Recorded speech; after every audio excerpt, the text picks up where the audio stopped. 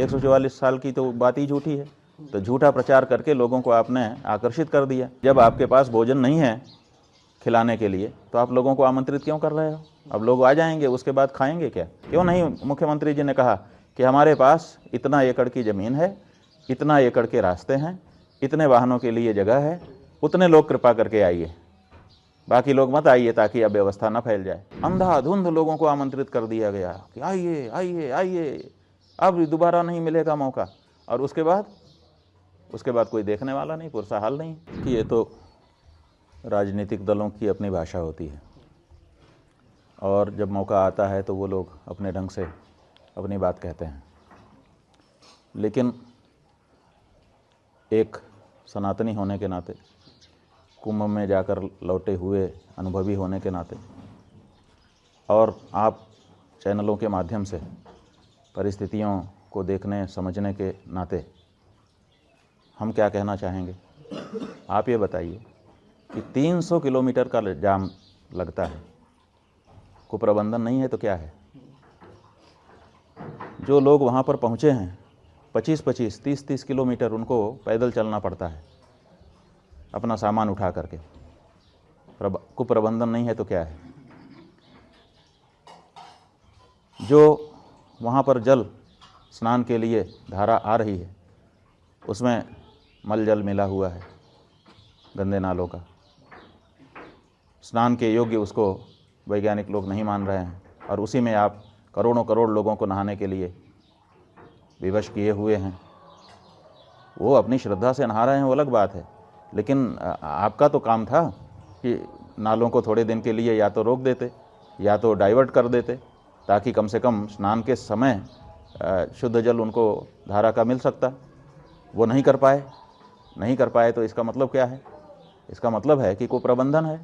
आपको पहले से पता था, 6 साल पहले से पता था कि 6 साल के बाद कुंभ आएगा, 12 साल के पहले से पता था कि 12 साल के बाद कुंभ आएगा, तो आपने इस बारे में कोई प्रयास क्यों नहीं किए?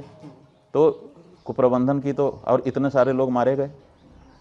जब पहले से पता था कि लोग आएंगे, इतनी ही जगह हमारे पास है, तो उसकी योजना बनाई जानी चाहिए थी कि नहीं बनाई जानी चाहिए थी? तो जब कुप्रबंधन है और उसको कोई कह दे रहा है तो उसमें हम क्या करेंगे? हम किसी का पक्ष विपक्ष नहीं लेंगे, लेकिन जो सच्चाई है वो तो यही है कि आपको पहले से पता है कि ये हो सकता है, तो उसके बारे में आपको कोई ना कोई योजना बना करके रखनी चाहिए। और सरकारें तो एक योजना नहीं बनाती हैं, योजना ए, योजना बी, योजना सी, ऐसे 2-3-4 योजनाएं बना करके रखती हैं कि अगर ये गड़बड़ हुआ तो ये वाली, ये नहीं हुआ तो ये। तो आपको कोई योजनाएं बना के रखनी चाहिए थी। आपने कोई योजना नहीं बताई और प्रचार इतना कर दिया, और झूठा प्रचार। 144 साल की तो बात ही झूठी है। तो झूठा प्रचार करके लोगों को आपने आकर्षित कर दिया, और आपके पास व्यवस्था थी नहीं। ये बताइए कि जब आपके पास भोजन नहीं है खिलाने के लिए तो आप लोगों को आमंत्रित क्यों कर रहे हो? अब लोग आ जाएंगे, उसके बाद खाएंगे क्या? और आपके पास खिलाने के लिए ना तो भोजन है, ना तो बैठाने के लिए जगह है, और आपने ढिंढोरा पीट दिया कि आइए आइए भंडारा चल रहा है। ऐसा होता है क्या? जितने लोगों की व्यवस्था आप कर सकते हैं उतने लोगों के लिए आप आमंत्रण करिए, और उतने लोगों को ठीक से वहाँ पर जो भी किया जाना है करके वापस भेजिए, सुरक्षित आशीर्वाद लीजिए।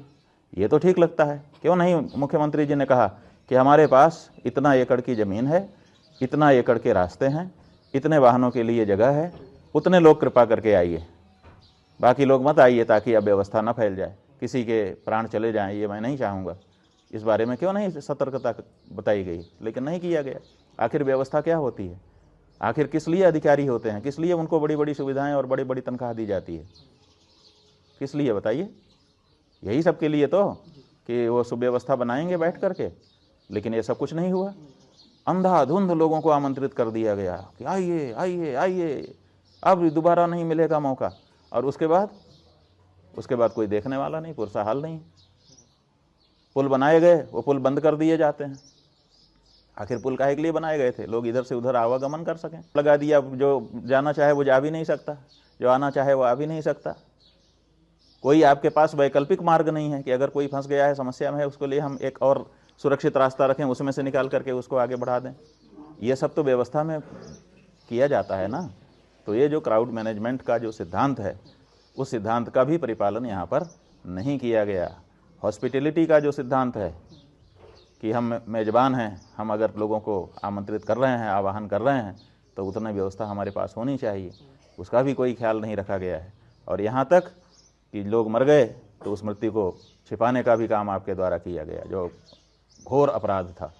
तो ऐसी परिस्थिति में कोई अगर इसको कोई संज्ञा देता है तो हम गलत नहीं कह पाएंगे। समाजवादी पार्टी प्रमुख ने कहा है कि कुंभ जैसे कोई चीज़ ही नहीं होता, और खासकर वहाँ प्रबंधन पर ये आरोप लगाया कि काफ़ी अब कुंभ जैसी कोई चीज़ होती है कि नहीं होती है, इस बारे में हम क्या कहें उनको। अगर जिस भी व्यक्ति ने, हम तो नहीं जानते हैं कि किस व्यक्ति ने ये कहा है, अखिलेश यादव, लेकिन कुंभ जैसी कोई चीज़ नहीं होती है तो जब वो मुख्यमंत्री थे तो उन्होंने कुंभ का आयोजन क्यों करवाया था?